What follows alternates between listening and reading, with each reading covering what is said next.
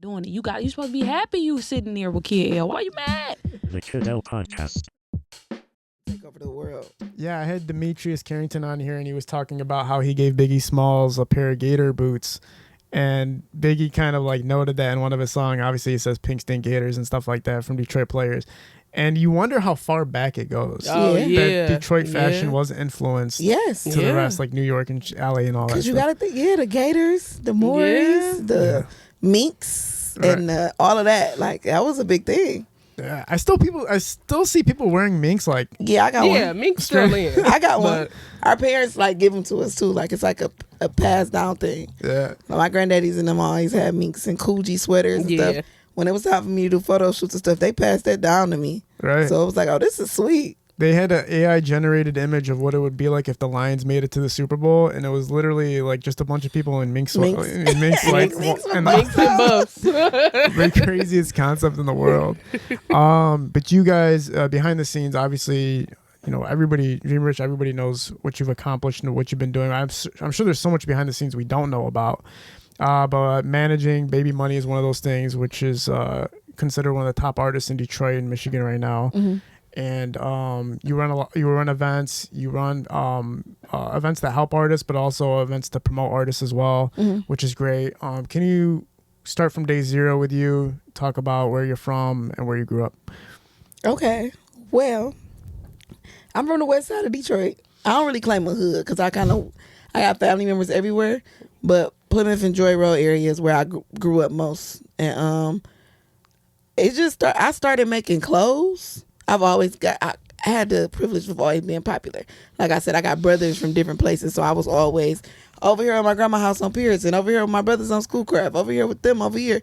So it was like I'm bouncing back from place to place. I'm all over the place. So I end up knowing a lot of people.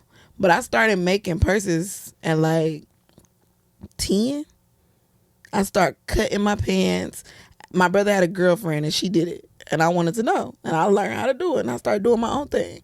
So cutting up Joe jeans, True Religion, stuff like that, and making them into a purse. Cutting my jeans into shorts, stuff like that. I just always, or going to Michael's and getting crafty things. That's how I got into fashion. But I never thought I was going to be a fashion designer. That was never my goal. I wanted to do childcare development. Really? Which is crazy. So But no kids. No That's kids. even crazy. I went to school in Michigan State, Lansing. Went there, early childcare development, but I had epilepsy. My epilepsy caused me not to go back to college. So then I came back here. All my friends was graduating, and boom, there was Dream Rich. It came from that. It came from not feeling like I was doing nothing. I moved to Miami with nothing. Started my brand. Tried to post it on Facebook. This is before Instagram was even popular. I tried to post it on Facebook and do pre-orders. Nobody bought a shirt. So I'm like, dang. Mind you, in Miami, I'm sleeping on my sister's floor. I'm working a job. I got a job the first day I got there. But I ain't had no money, and I was laying on somebody's hard floor. Yeah. So I'm like, okay. So one of my friends passed away. We were really, really tight, like an ex-boyfriend, but we were tight after that. And I moved back home after his death. And I launched Dream Rich. And I sold out of 50 shirts. Wow. Spent my last little $250 on them shirts. And I sold out of 50 shirts in a day. What do you think it was that when you first had launched the company that nobody bought any shirts, but then later in the future, like you sold out? I just think the internet wasn't the time for the internet. It was Facebook was cool. We had just got from Crushbot to Facebook. So I think It wasn't a marketing tool. Yeah, it was yet. still time. It wasn't a marketing tool. Still a media. I had to get in the streets with it. So now I would love for people to go buy online. But I started so far. 10 years ago, I was in the streets. I'm going on my 10th year anniversary in February. I was in the streets with it. So they just made people, I'm on hand. If I'm gonna pull up on you, they gonna buy it. If I'm gonna pop this trunk and everybody, they buying it. Were you giving out shirts at the time? Were you kind of doing the good wealthy strategy of just throw out everything you could, or did you have to sell everything Nope. at that time? I sold everything. Yeah. My first photo shoot with DZ, he bought an outfit, and I looked at him, called him back on the phone like, hey, you free right now? And he was like, yeah. We went and did a photo shoot. All of them boys supported me, from Dex to DZ to Lil Baby, Baby Money.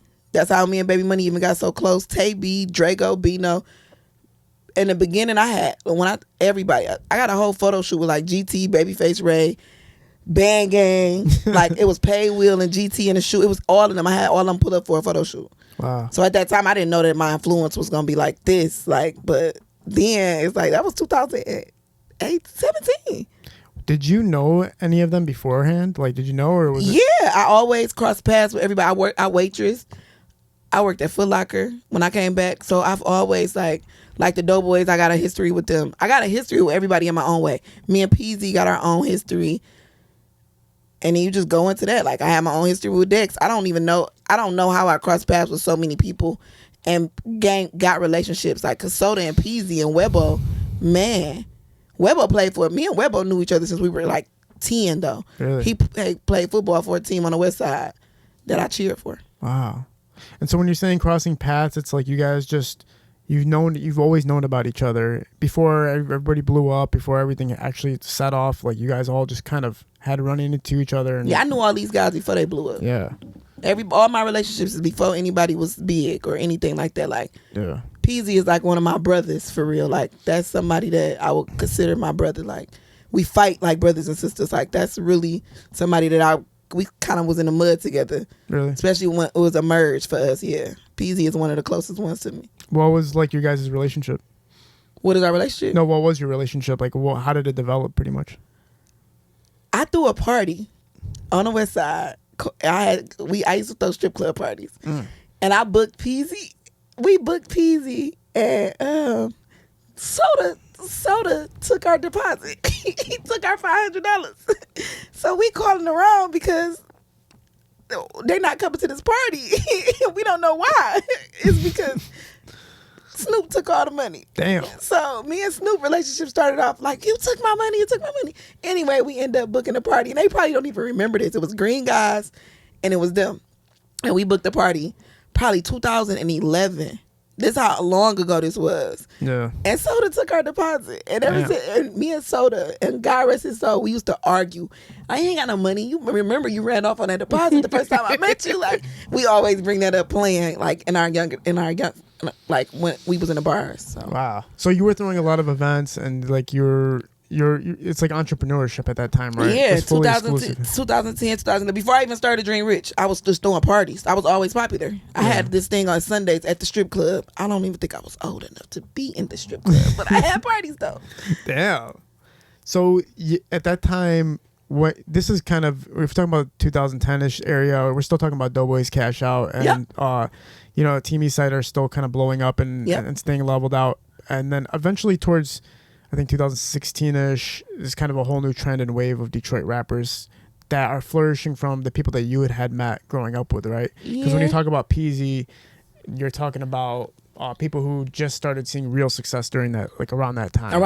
Yeah. That's when everybody's life start transitioning. I think Peasy and Vez though, they always just had, even if they wasn't as big as Detroit, they still always was running for a minute. For sure, but the touch like that teeter-totter with the mainstream where it's like now you're really, really getting to that official status. When people talk about Detroit, it's like they always know there. And so since you're developing this brand and the timing of everything is just beautiful, right? Yeah. You're developing something. You already have relationships and networks with these people that are succeeding at a high rate. You're feeling successful as far as networking with everybody and building this clothing line. And so once you hand it to them and they wear it, it's a huge thing, right? It made it bigger than life. I remember Peasy and Snapdog wore the same outfit for this show that Mozzie brought them out on. And they made Mozzie want clothes. Mozzie looked at the outfit and was like, who was that? Really? I never walked up to Mozzie. I'm watching everybody hand them clothes. I'm with them the whole night. And he asked Peasy, what did he have on? And Peasy said, go to your car and get an outfit. No way. And that probably was like my favorite moment doing this. And then Filthy Rich. I met Filthy Rich through DZ. DZ and Peasy did a lot for my clothing line in the beginning. And like I said, the Dex, the Little Babies, which is Baby's World, Baby Money, and Tay B. Like, they really helped because it was transcendent. They was just helping me, though, a lot. So. Wow. And now, when does management get into your life? Like, when do you start thinking, like, all right, I started managing in 2016 in between this. So the clothing line is. Yep, I started managing in 2016. I managed somebody from the east side. Okay, so somebody means probably don't bring up the name. I remember that. Too. Yeah, I managed somebody. From the east Okay. side.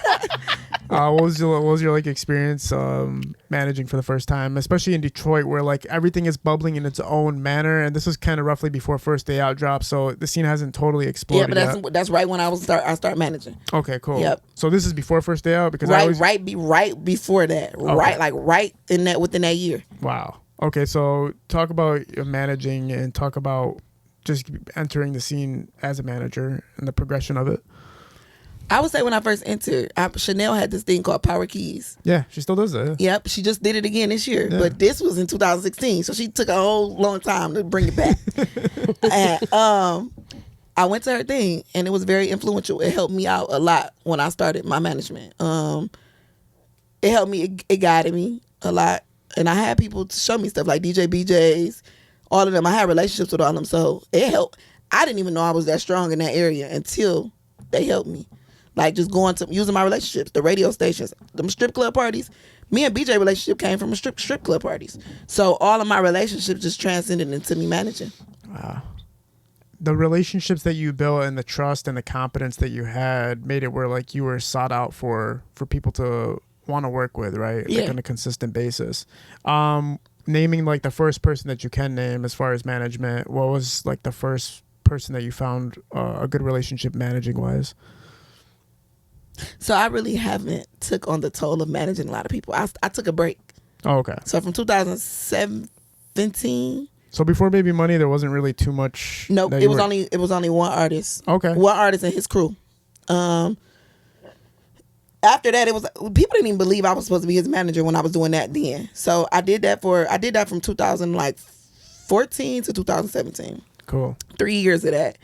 I ran into Baby Money in that process. Oh, okay. So it's like, and I used to always tell them, like, Baby Money that one, he gonna be a superstar. I used to always say it out my mouth. Like, y'all don't even know. So I I didn't want to get in management with the guys because it was just too much commotion with East Side, West Side. It was just a lot of, the beef stuff I don't do. I don't like when they put women in. Women are not supposed to be in men's beef. Yeah. And people like to put women in it. Like, no matter what you do, I can know all these people. That does not mean I know what happened and I want to know what went on. But because people have no other people to blame or whatever goes on with they self and they mind, they just want to put somebody in them shoes and make it their fault. When really everybody got their own thing going on and it has nothing to do with me.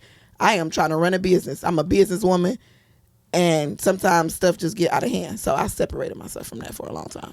Right. I've had a lot of artists come talk about that where because they didn't necessarily pick a side, but because they worked with a certain set of people, that the other set of people are like, yo, we can't work with you because you're working with them. And then it just becomes this big fiasco. But when you're an entrepreneur and you're a businesswoman, it's like the last thing you're thinking about is like, all right, you have I'm not even about to stand here and talk to them about you. We're not even about that. And they not going to bring you up. Hey, don't bring them up. Yeah. Hey, don't do that. You got to have boundaries with certain things. And I've always had those. Yeah. I don't get in the middle of stuff and I don't step. That don't have nothing to do with me. Why are you telling me that?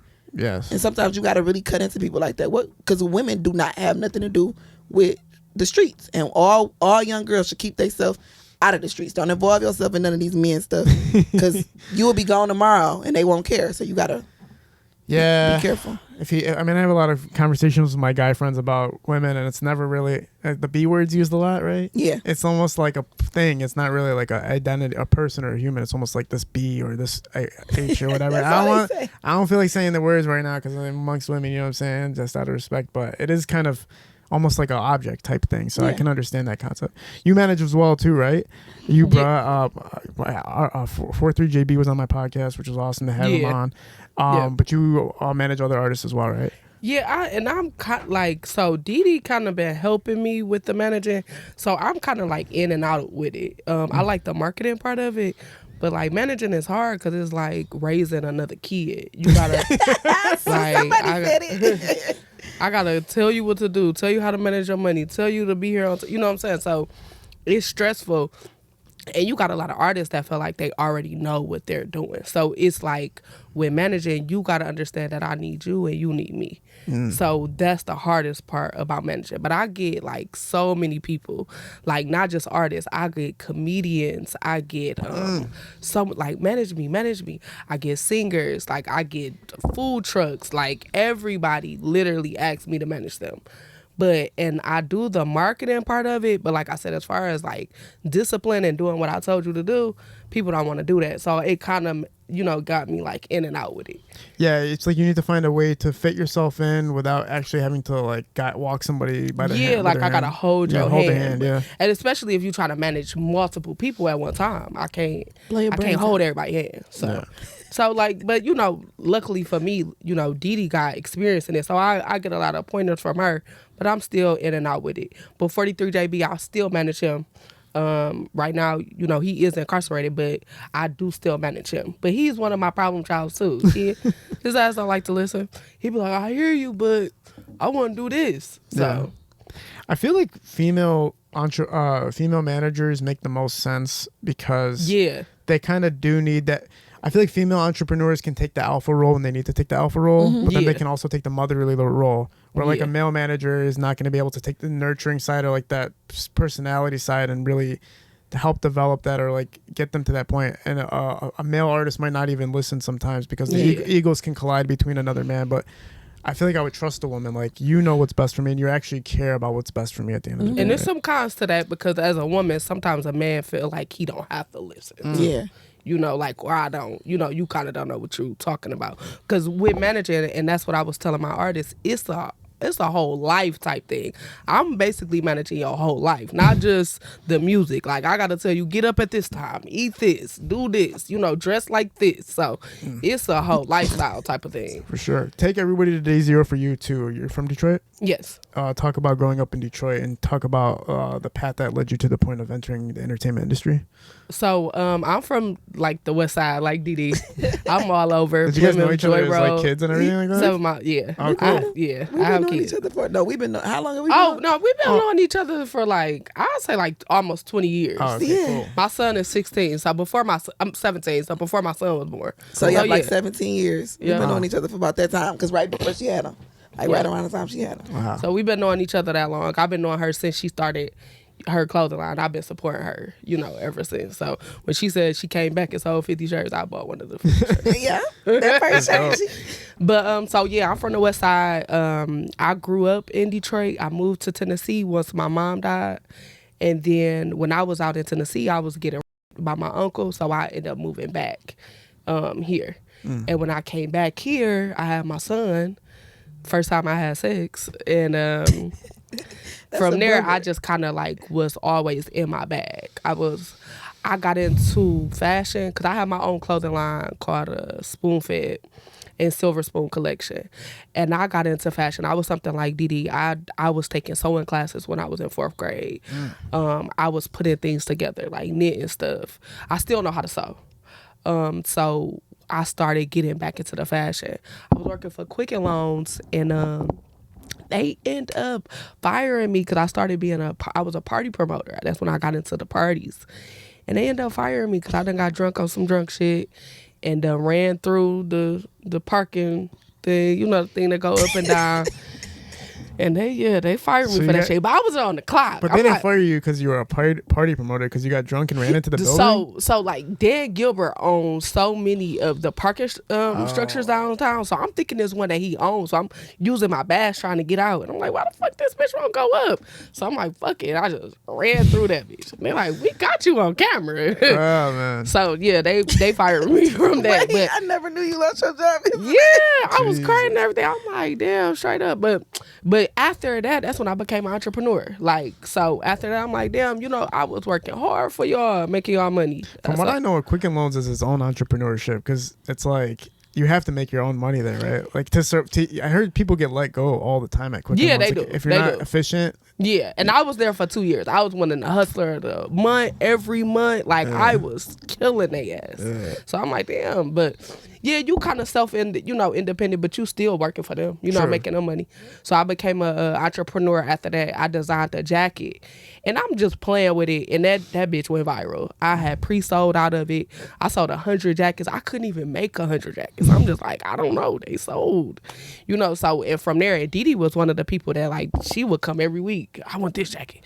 I want this jacket. She still got a couple of her jackets right now, and this was 2017. I still wear this one jacket. And they were like, where you get it from? I be like, my friend made it a long time ago.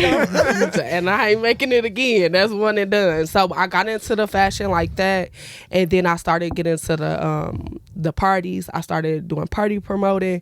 And with the parties, I kind of I was more interested into the business. So I started doing sipping shops. So I'm like, okay, let me have a party for my business. And then I started doing the sipping shops, which is Keys to the City. Yep. Something that I've been doing for 7 years now. I've helped over, right now, probably 4,000 businesses in the city of Detroit. And I started doing those, and those became a party. They just started growing bigger and bigger and bigger. So I started with 30 vendors, my first event, and now my last event, I had 150 vendors. Wow. So it's just growing and getting bigger and bigger. And that's kind of how I got into the industry. As far as managing, I kind of was just pushed out there. They do this shit. You good at it. So it's not something I would say I was interested in, but I'm good at marketing. So it's something that I do know that I'm good at. Yeah, and hearing the event's growth is cool too, because it shows that it was working, right? Yeah. Because it wouldn't grow if it didn't work. Yeah, because I had some of the brands. Didi has been in a lot of my sipping shops. Wealthy has been. They started there. They kind of got they break at my sipping shop. That's when people start really hearing about who they were. The Wealthy store? Yeah. That's crazy. And they'll tell you that. Yep. Mm-hmm. So I literally helped put them on. The cheesecake brand, some of the most known brands that we got in Detroit have been in Keys to the City. And they got they push from there. And, we marketing. Because when you get in a table at my event, I'm helping you market. I'm helping you sell out. I'm helping you get connections. I'm helping you network. And so you're going to want to come back. Keytoy give people resources. It's people in her events that give you more resources. Not to take over her part of what she's saying, but she almost forgot about that. She gives out a lot of resources that people don't have. She does stuff for felons. Yeah. And help them with their life. Cool. So. Yeah, because I did do a Keys to the Streets, and that's where I help felons get job placement. I help them with financial aid. I help them get housing, things of that nature. That's one thing I noticed. We had a guy, I don't know what he calls himself on Instagram, but Eddie Bauer, even though it's a famous company. I feel like I heard of him. Yeah, but he said that he was working with the prisons too, and he said the hardest thing is when felons leave prison, they have no place to go. Yeah, and it's they don't, or they just feel like they don't have a chance because everybody's like, no, you a felon. So when you got all these other jobs, that's yes, I'm gonna take you because you a felon. And then also what I was teaching people was it's all about the presentation too. Because if you come to me looking like you a felon, I'm gonna say no. But if you come to me looking like, you changed, then I'm gonna say yes. Yeah, for sure. So it's totally different. And then, to bring up Keys to the Streets, me and Babyface Ray actually have an event coming up where we helping the felons. So we're gonna announce that pretty soon too. Very, very, very cool. Yep.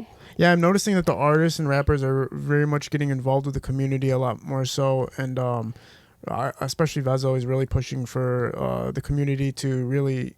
They know their influence, they know their power, and they know how they can influence the city. So that everybody's really trying to get together and bring the message out, right? Yeah. Talk about Dream. If you want to talk about your current things going on right now, what's been the newest projects that have been happening for you as of recently? My newest project. So everybody's used to me doing a fashion show. Mm-hmm. Right now, me and Key, we are doing the Key to Your Dreams Festival. This year, I wanted to do something different. We were supposed to throw an event together, so we really need to get our stuff together and throw an event. So now we're finally doing it, and I don't want to do a fashion show in the summer. Bless you.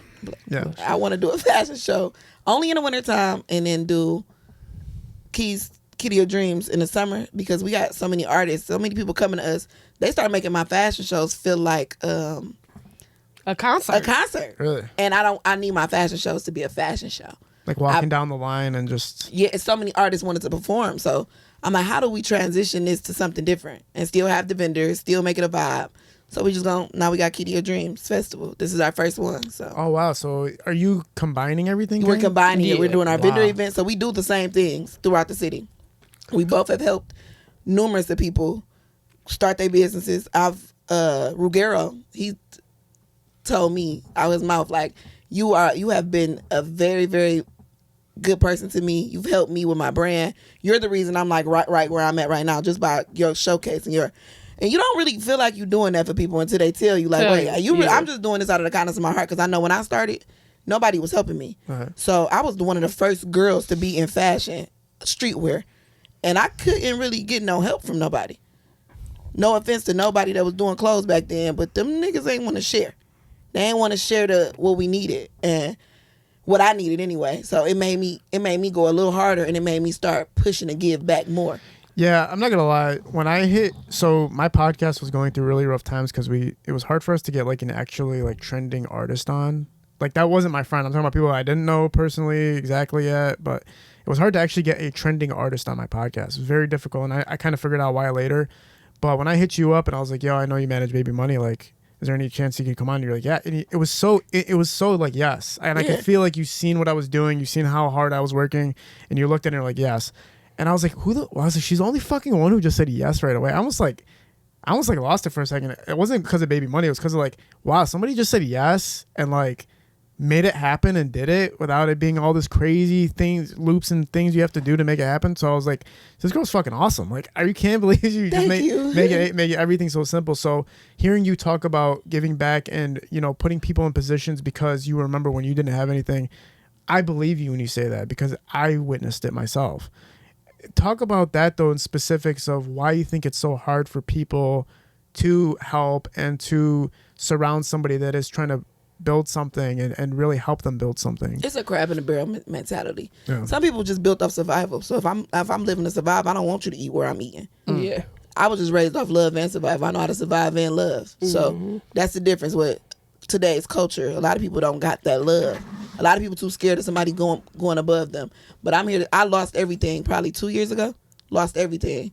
My store, everything. I lost every last thing. And if it wasn't for some of my friends in fashion, I wouldn't even be back where I'm supposed to be. I started a whole new brand. So that love that I gave out got me so much love back when it was time. I never, so. When you say you lost everything, what do you mean exactly? My store flooded. My store flooded. I lost all my inventory. I was out the country. I lost everything. Everything went underwater. I kept trying to keep it open, but I'm paying employees. I'm just losing so much, and my landlord was a slumlord.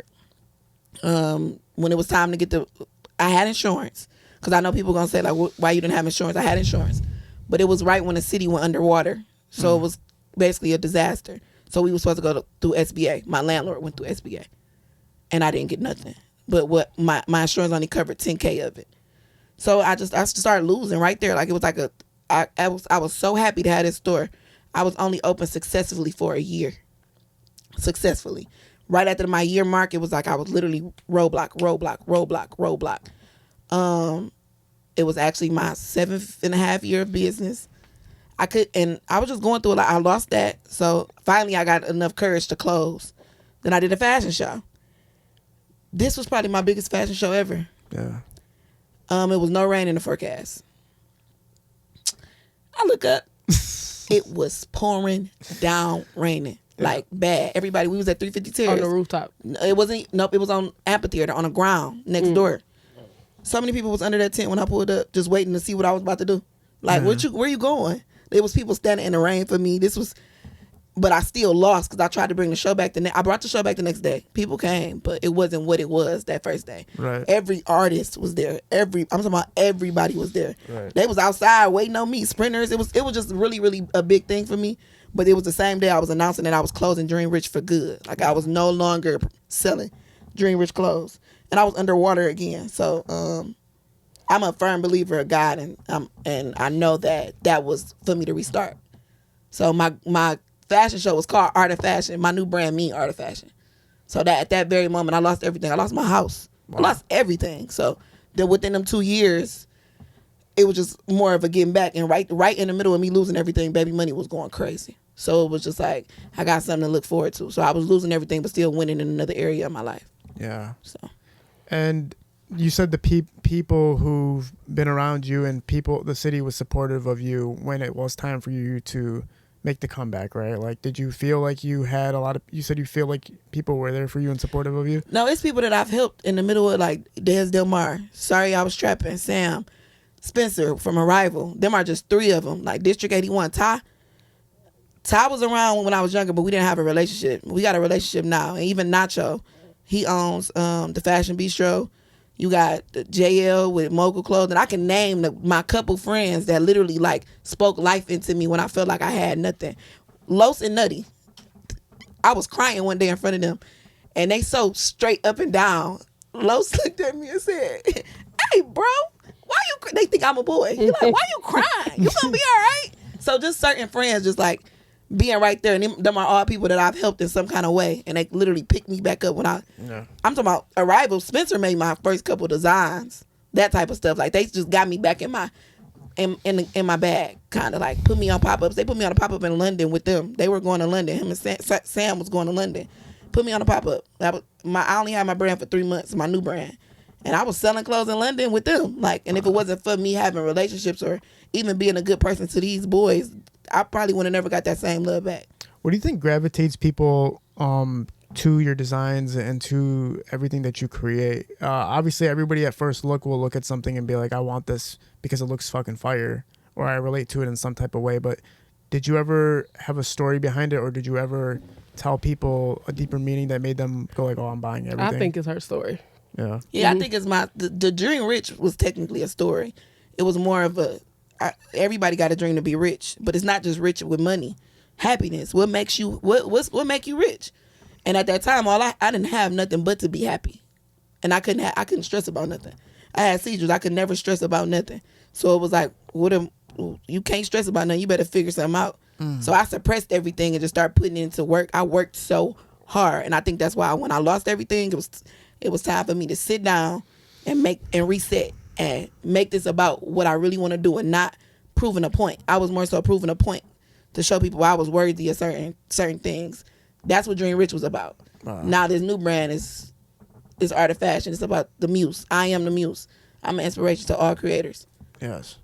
Now you're combining the showcases together, or the events together. Talk about the past events before you added the fashion to it, and talk about the results of your past events. My results of my past events, I just had a fashion show at Garden Theater. It was amazing. Skilla Baby came, Baby Money came. Oh yeah.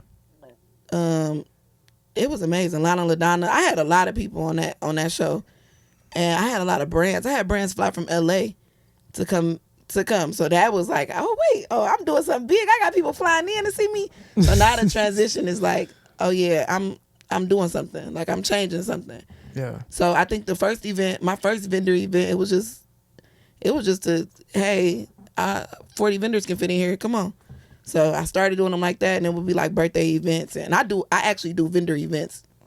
I try to do a first quarter, second quarter, third, and fourth. Last year I was only able to do first and fourth, but it still worked out because that music career kind of get in the way sometimes. But the first and the fourth pop-up, I'm able to get over 50 vendors in one room to showcase their business, do raffles, put their stuff in bags, and then you get artists that come through. Like the last one, Wavy Gang had a table, Baby Money had a table. They all had vendor tables selling their stuff. So that was cool. It was like, okay, yeah, everybody gonna walk through. Sure. And it's still these artists walking through and supporting. Samuel Shabazz came out. They all were just supporting other people. So very, very cool. Yeah, somebody was talking about that on the other day. I forget the artist's name, but he was posting on Detroit Rap Daily saying that he feels like there needs to be more of a community and a more of kind of like a city council for the music scene and the entertainment scene in Michigan. And I was basically telling him that it's not really like a community or a council. It's more so individuals that just build something, and then there's an extension from that. So if Dream Rich she built a point where she has her own platform and people pulling up to her events, and however she networks the entertainment scene together, and then there's extensions of that where people who are alongside her are helping to do that as well. But not so much as like a council where like you guys are all sitting in a room together and like literally planning and plotting with all the other managers and all the other city facilitators. Is that true as far as it being more individual, or is it actually like... It's individual, but a lot of us are really, really tight, so we always keep each other in the loop. Mm-hmm. We just favor for a favor all the time. This is a favor for a favor. And if you are an artist that want to be noticed by us, it's not about a DM. It's about coming to the event, introducing yourself, not just walking up like, hey. Because me personally, I got social anxiety. People love me. I love people. But when somebody just walk up on me and I'm bothered because I'm still from the hood. Like, there's nothing wrong with that either. Like, I'm still a girl that experienced a lot of other stuff that I might be healing from. But don't just run up on me, bro. What's up? Like, so people don't know how to approach us in these fields. Like, in fashion, and I'm getting approached for fashion. I'm getting approached for an event and being a manager. And sometimes stop looking for your manager just because you see me doing this for somebody else. I might not be meant for you. Right. So don't just walk up on me. You got to do consultations. You got to meet people and actually network. When you want to go network with a DJ, we need to go back to that. Where you see a DJ, you don't just go give him your music and think he's supposed to play it. Go tip him. He working. This is his job. Yes. You go tip that DJ. You go buy him a drink. You go build a relationship. It's still the same way. You build a relationship. So. And that's where people feel like we need a council. It's not a council. It's not a popularity contest. It's all about you stepping outside your box and going to go talk to somebody. Because there's so many people I don't know that I DM back when I see it. Now, if I don't see it, I don't see it. But if I have events and it's an address posted, or buy a ticket, and, hey, I'm not like, oh, security, get them away from me. Hey, I do this. Can you listen to this for me? Can you check this out? It's just all about not being scared to chase your dream. Right. How do you guys determine that, though, as far as not even just managing artists, but as far as investing in somebody, even if it's just your time that you're investing in them?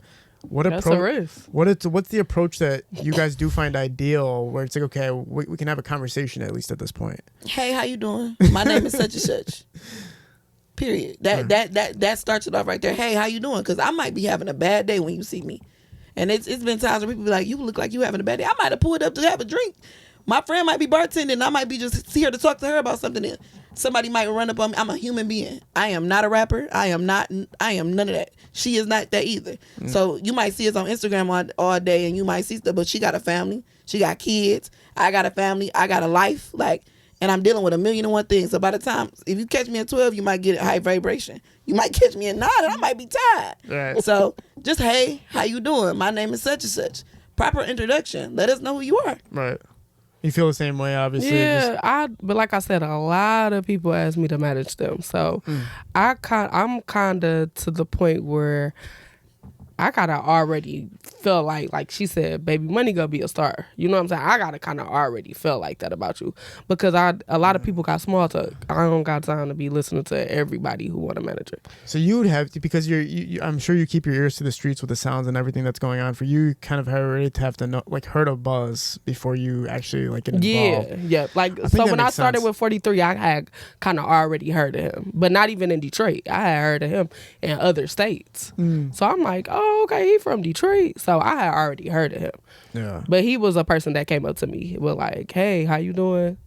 Be my manager. That's exactly how he, like, I think you can help make me rich. And I'm like, okay, cool. That's a good way. And I want you to, like how he said that to her, you got to believe in me like I believe in you. Like, I don't want to be your manager if we can't even have a regular conversation. You understand what's going on. Because even with, like I said, I didn't manage a lot of people. Like, I got a couple people now, but I didn't at first. And Baby Money, it took time. Him and Lil Baby used to ask me all the time, be my manager, be my manager. I used to be like, no, not yet. Baby Money's was like, we walked down that process. And our trust, you trust me, I trust you, that had to get built. You know what I'm saying? And then sometimes you always got to revert back to that. Remember why we started this in the first place. And that is what matters, because this is a day. This job never stops. Yes. People think management is a blink of a touch. Oh, you know that person, you gonna do this? No. You heard what she said. It's literally like having another kid. Yeah. At least with Baby Money, though, I feel like he's his own man to the point where like he probably would be the least of responsibility as far as like dealing with bullshit. Just because of like the way I seen him move and operate. Am I wrong about that? He seems like kind of OG-ish. Like they always talk about him as like having an OG feel to him, even though he's pretty young. Yeah, no, he is. He's different. He's one of a kind. It's a couple of them that's like that though. They really like running their own way. They're not worried about what nobody else say. Yeah. Baby Money is one. He kind of like, when I say something, move type of guy. Like, he don't really go to parties and stuff like that. He moved by himself. Like he ain't really caught up in what everybody think about him. In like a nutshell, as far as managing him in his career, what's like a nutshell version of what the experience has been overall for managing him? It's been more hilarious than anything. It's been fun to shake hands with somebody and I tell you, I'm gonna make you a star. You tell me, I know you can, kinda, and we do it. It's kind of like nobody expected him to be who he is, and I seen that. I knew that already. I watched people not really know who that guy was gonna be. So for me, it's more, this is my brother. You know what I'm saying? That's really how I look at it. Yeah. So we brothers and sisters in this too. So that's a little hard too, because it's like listening to your big sister sometimes, and it's like, no. But other than that, just overall, the experience has been amazing. Just to watch somebody grow. He's already had it, but I watched him grow into something totally different than what he was. So when you guys are talking about these events and the showcases, when you're talking about booking the lineups and making sure to incorporate Detroit artists, obviously there's always going to be a mainstream artist that can get in the mix from outside, but how important is it to maintain that Detroit lineup, to make sure that the Detroit lineup roster is always involved? we are mainstream. Yeah. That's how I feel now. When it comes to lineups, when I talk to Key, it's we did book somebody. You know, we booked all of them, but overall, we are mainstream. We are what they want. We are the culture. They're coming to see y'all right now. Yeah. So book the ones that they want to see. Make sure you incorporate the people that make sense for what you're doing. Yes. And the event is to help the culture. So it's not, just to showcase. It's to help the culture. It's to help. So those big acts that we book at, it's coming from our city. Right. So it's to help the culture. So I agree with Didi. We are the mainstream. When you're talking about this, an event with a mainstream artist, are you guys talking about a future event where you can't really say, like you're talking about the August show, where you can't really say who the headliner is or something? Yeah, like that? What? I mean, you know me, y'all. They know we got surprises popping out. I can name a couple people. But wouldn't more people pull up if they knew? Like, it was they like, gonna know. They gonna know pull a couple up. days before the show, though. Some of this stuff. Sometimes, I mean, just know you should be there. Key to your dreams. August 3rd. August 3rd. They gonna pull up though, because we everybody. can name a lot of the people. It's Cool. just Yeah, to go for it. So I just got some surprises that we don't want to. no surprises, just the ones that you can. So Of course, we got Baby Money. Tay B. We got Little Cardi. Did you interview him before? He one of my artists too. Cardi? Mhm. I don't believe I've interviewed Okay, Cardi. so we got Little But bring Cardi. him on here, yeah. Yeah, we need to bring him on here. Yeah. Yeah. He Louis gonna Ray. be on there. So you guys are getting Flint Cats in too. Yeah. That's dope. Yeah, we got Louis Ray on there. We got Calico. Calico. Calico was coming to mess with us on this. Dope. Chef Geach. Sierra Staben. You heard her? I know his artist. I know. Oh, If I okay. see it, I'll know. Yeah, so So- she gonna be in it. Natasia Bowles. Cool. She's a singer. We got a lot of R&B coming through. Sweet. See how I can't think of a lot. Oh, we got Casey the model. Casey the model and Chase Bling. Chase Bling. At the beginning. The babies are opening us up. So you guys got some great openers to lead Yeah. up to the main. Yeah. Yeah, Let's go. so with the babies, we're going to start with the babies and we're going to just go into... Oh, and we the just flow. added Kid Yep. from Doughboy Cash Outs. Oh, cool. Yep. So, yep. Dope. So you guys, the whole, where's the event going to be located? What's that? At the Eastern. Eastern Market? Yep. Nope, It's Easter. called The Easter. Oh, where's that? So at? it's behind the Easter Market. Yep, it's on the same block though. Yep. Okay, cool. 3434 Russell. Something that they don't want to miss. All these vendors, food trucks. We still got openings for food trucks. We still got openings for whatever need. We gonna make room for whatever. We Yep. only do on one stage. It's our first one.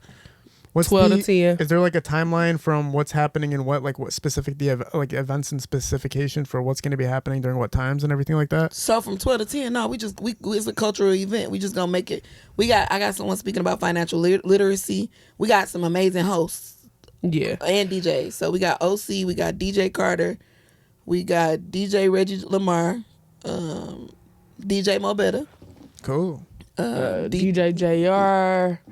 And then we got Elmatic. She's one of our hosts. Talking Reckless. Stewie. Stu. Oh, yeah. Stu, one of our hosts. Yeah, Brooke. Stewie turns up everything. Yeah. Yep. Yeah. We got Brooke. So we got a lot of, Dope. I like that idea of constantly keeping Detroit artists in the roster and making sure it's like that. I remember Chanel was telling us at one point it was hard to get Detroit artists on summer jams, and her and Vezel really helped break down the door for like making sure like, no, you guys are gonna put our artists on this. Yeah, Nell did a lot. Nell still doing a lot. Her and Vez actually should get a little more credit for a lot of the stuff that they do, because they actually do go in rooms as they self all the time and they come out as they self. Yeah. So they do make a lot of things happen, and she been doing this for a long time. So I'm happy that he's where he's supposed to be now, and she is too. Yeah. So, like I told you, it took a minute to power Keys to come back. I was on her head about that. Like, we need to, baby, I learned so much from that, and I know how many managers come back to us for that.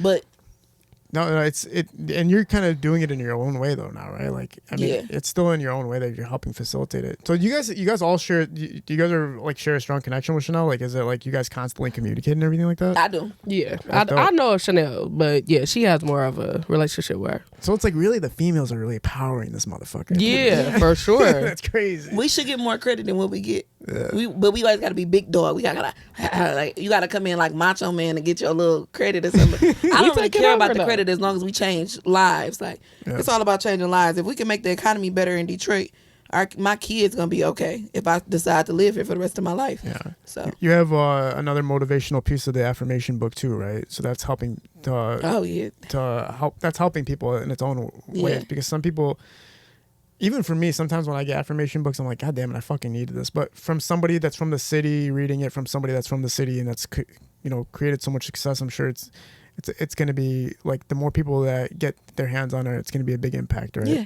Talk about developing that and what made you even start the project in the first place. I had my assistant Jalen, he used to, when I had the store, I used to make all the employees go in the back and write on a sticky note something about themselves. I am good, I am grateful, I am pleasant. You got to talk to yourself like that, because if you don't talk to yourself like that, then you won't believe it. And when I went through my heart, before that, he used to always say, man, you need to write a book called Bad Bitch Affirmations.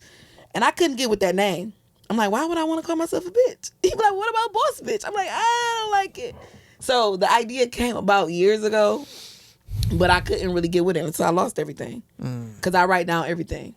I got a journal around in every place in my house. Wow. So I can write down my feelings, write down how I feel, stuff like that. And I started that because of my epilepsy. So, and I pray. So with this Girl You Are Enough, it was more of I want to get to girls that don't feel like they doing enough, you're not enough, because even me, I have accomplished a lot, but just like I know Key have too, we've accomplished a lot, but sometimes we feel like we're not enough or we're not doing enough, and you got to be reminded, and sometimes just an affirmation can remind you.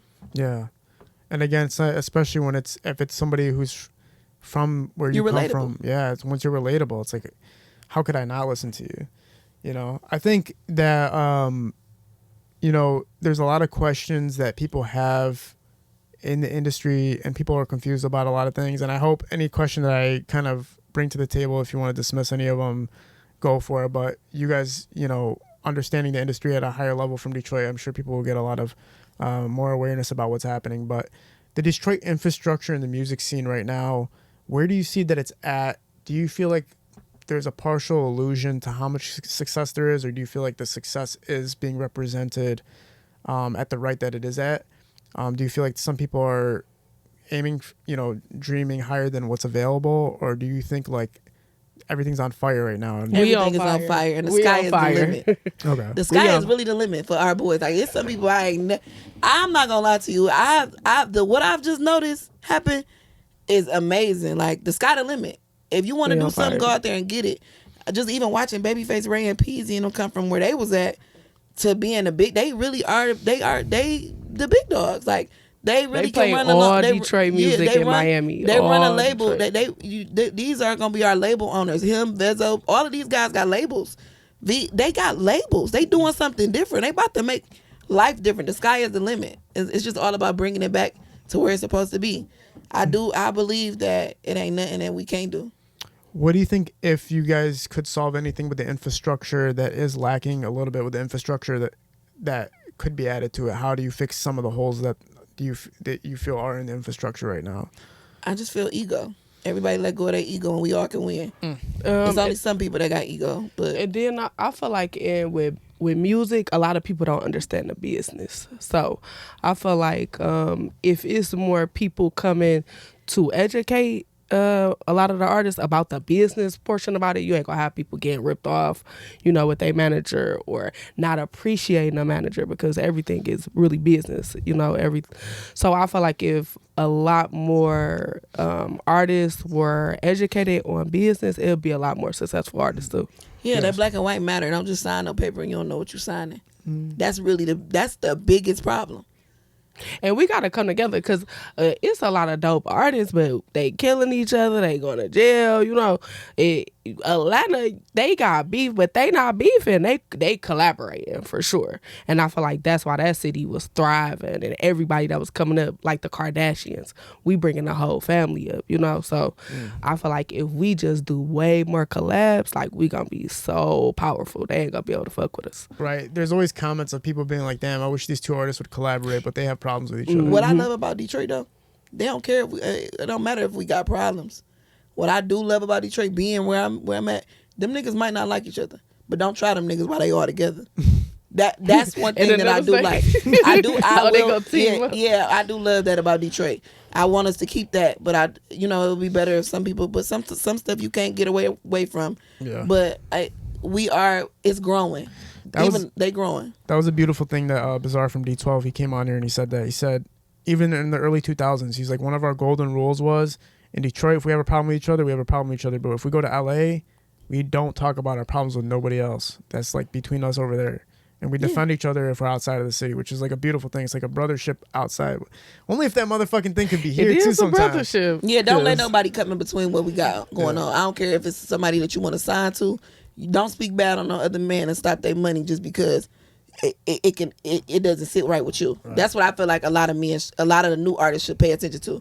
Just because you somewhere and that if they act, because they ask another artist about another artist, and don't downplay that man. Let that man eat too. If it's not going to affect you in no way, let that man eat too. That's the one thing we should do. Well, the crab in the bucket mentality that you brought up earlier, to some people it can contradict it just slightly, because it's like, if it doesn't affect me, then I don't have a problem with it. But what about the aspect of people thinking, well, if he eats more, then I eat less? Like, do you think that's like that's stupid? It should be obsolete. It's stupid. Yeah. That's still the crap. Man, you see all these other cultures got businesses next door to each other. Man, if you don't build that block and build that one too. Because it's a McDonald's. I'm a prime example of something like that. Right. Yeah, prime example in life of literally being able to get fed back into the world because I couldn't do it by myself. So that ain't true. I always thought that there's, even for me, with what I'm building and everything, I always felt like there was always miscommunications always happen. You could start a beef with somebody over Instagram. You could start a problem with somebody over Instagram, and it stops the collaboration from happening or people working with each other. I've done it to people have done it to me. It happens all the time just because of miscommunication. Like, you type something a certain way or something gets misconstrued.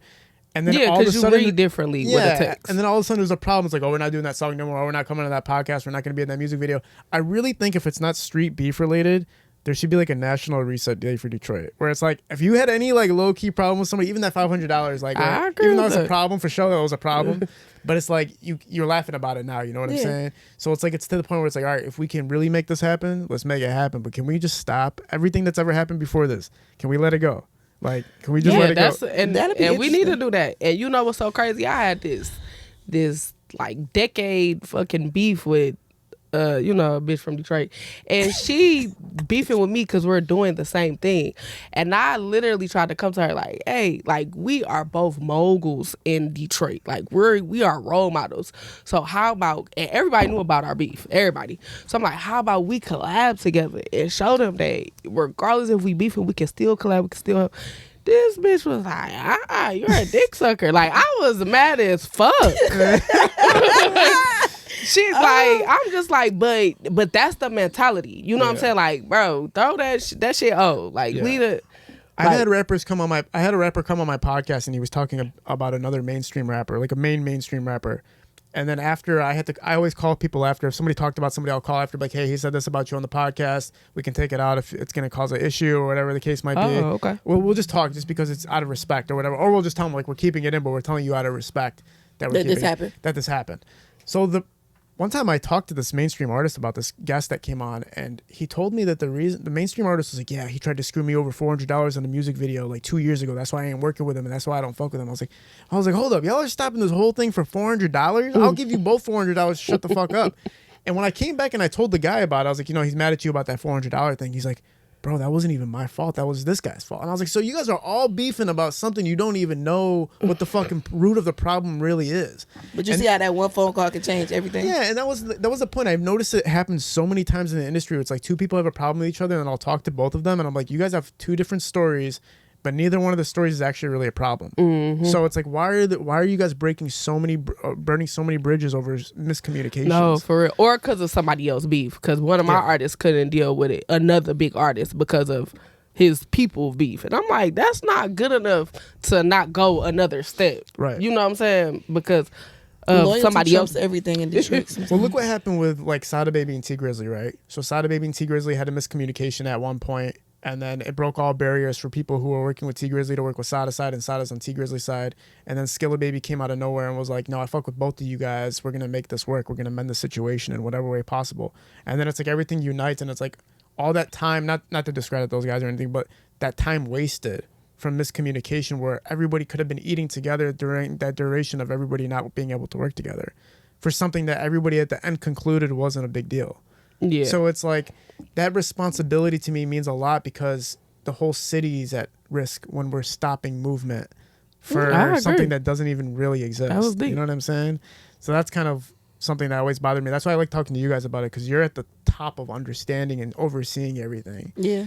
So another thing I wanted to ask you guys about is opportunity for artists. And do you feel like there could be more opportunity for artists right now? Do you feel like there's sufficient opportunity for artists to showcase who they are and what they're all about? Or do you feel like there could be more built for artists to showcase their talents and what they can bring to the table?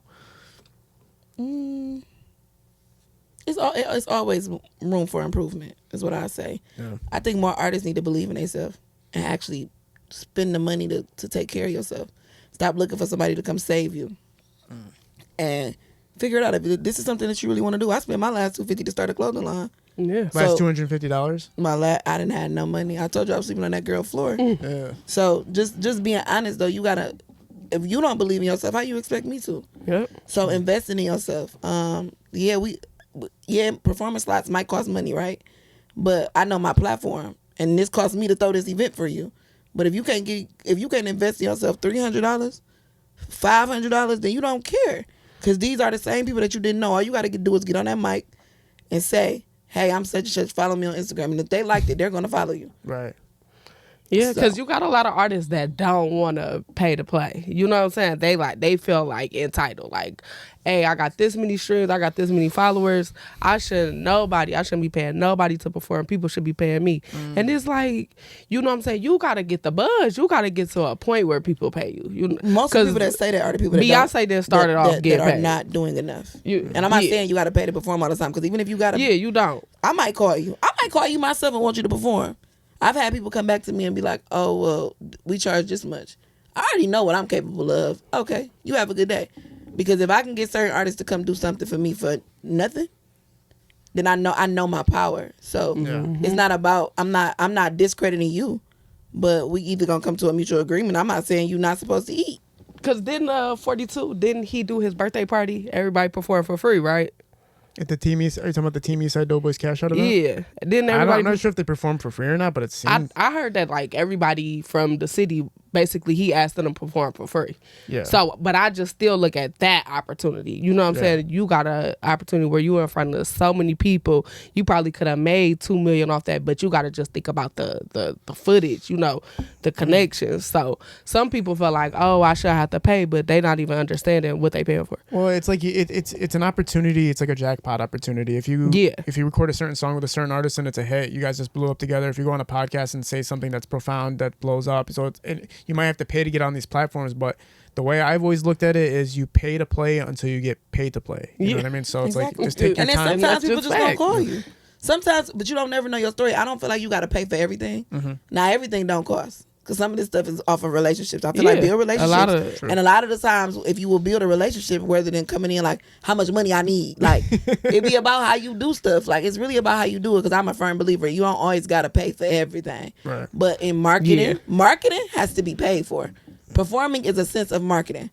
Pay for that. Yes. Like, now when it comes to other stuff, you will be getting paid to perform, but most of the times if a label signs you, they're going to pay for you to perform too. Right. Some of them ain't just getting you on these platforms for free. It's just going to be in your budget later. Yeah. It's going to be in that money you got to pay them back. So it's just all about believing in yourself. Yeah. One cool thing last year, Mary Sheffield, and you had the Spirit of Detroit Award. Yeah. And congratulations to that. And that was cool to see. And I know she's becoming a huge force in the political end, and everybody's in love with her. So seeing her and you together was awesome, right? Talk about that moment and that experience. I love it. I love Mary Sheffield. She supports everything I do. She's cool as hell. She's cool. She comes to She's everything not I do. She's at everything I do. Everything Baby Money does. I just love seeing a woman do some amazing things, and then she's doing it in the places where we need it the most.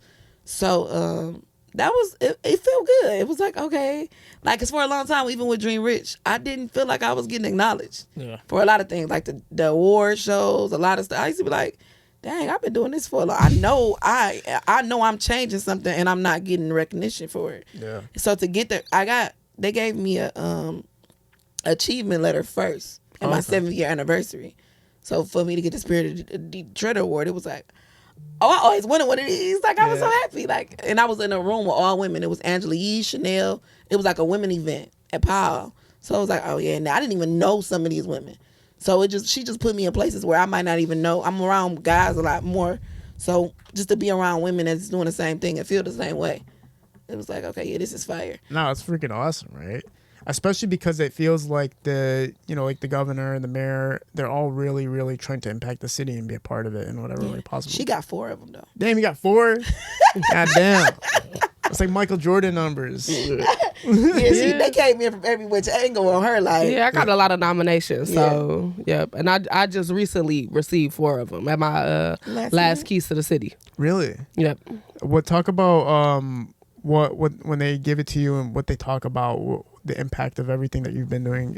So something that I just found out, I didn't know that they do like a real background check. Like they really like social security background, like yeah, basically like they really want to see what you have done for the city. You know, they want to see flyers, they want to see some type of newsletters. So that that was inspiring to me, because I'm like, okay, yeah, you can go find some newsletters about things that I have done in the city. So they went back. They went back to, I think I did an interview, like it was so long ago, and I was talking about I could have bought a house, but I invested into the sipping shop, and he used that because Coleman and Young Key gave me my award. So he used that, like, you used the last money that you could have bought a house from and invested into the city. So that it felt good. Like she said, it felt good because I felt like I had been doing a lot for the city too, and I was going unrecognized. I'm like, dang, I feed the homeless. I adopt children for the holidays. Like I do more than just sipping shops. I'm really involved in my city. I really care about my city because I have kids. So I know that my city, it really is going to help raise my kids. So I got to make sure they intact too. So I have done baby showers for women. So I just was like, dang, I do a lot for the city. So, to finally get that recognition and then to have so many people nominate me, I was honored for real. Because like I said, I done helped now over 4,000 businesses, and they have came from all over. Yeah, and the mainstream level, it seems like women are taking over hip hop, like they're topping the charts in the hip hop and everything, and behind the scenes, it seems like they are too. It's like I wonder what it is that's clicking, that's making it where you guys are becoming the dominant force of the entertainment industry. Because everybody needs a woman. That's it. Women make things happen though. Women see things from places that men might not see. True. Yeah. I do feel like every man should have a woman on their team. If they're in music, have some type of creative ability of a woman. So have a woman somewhere, and make sure you protect these women at all costs. Because like you said, right now the women we are being highlighted, but we are also being targeted. So you have to pay attention to that. And these men that got these women, y'all should protect them by all means. Because women like us, come a dime a dozen, but all women are good. Even if your accountant is a woman, she gonna help your money be okay. I just feel like women being somewhere, we just add value to situations. Sure. That's what women do. We are here to add value, and I think a lot of men should take heed to that. So women are on top, but we are also targeted. So protect them by all means necessary. Sure. And an amazing thing that you guys have both talked about in this podcast is doing something when you were at your lowest points of life and turning it into something. So it's great to hear the stories, but beyond that, for what you guys have done for the city, I know we couldn't dive into everything today, but hopefully you guys come back for part 2. Yeah. Part 2. Yeah, hopefully we can come back and tell you our event was not hopefully. Right. Our event is going to be very successful, and we will be back here talking about it and talking about what we're doing next. You get what I'm saying? If you guys want to highlight the event and upcoming projects one more time for everybody.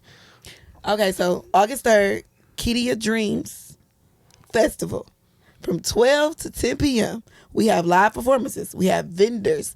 We have vibes. It's a cultural event, and we might just pop out with some awards. Cool. We're working on that right now. General admission, $45. Yeah. You got VIP tickets, so you could be right by the stage. You don't have to be out in the open.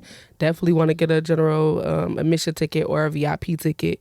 We still got vendor tables available. We still accepting like probably 2 or 3 more artist slots. So it's going to really definitely be the culture. And listen, get you a wristband. If you don't got a wristband, you're going to want to be here. I look forward to pulling up to the event. Look forward to seeing what it's going to be all about. And then afterwards, hopefully you guys can come back on and we'll do a part 2, dive more into some industry talk, but just life itself.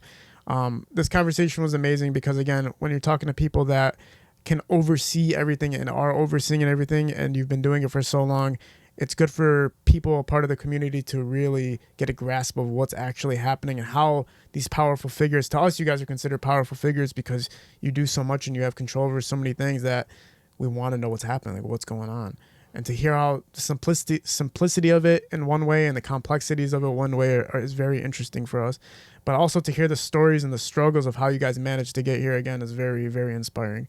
Thanks for being a part of this. We're at Parallel Sound Studio. Highlight Visuals is shooting these productions. We're out. Peace. Peace out. Bye.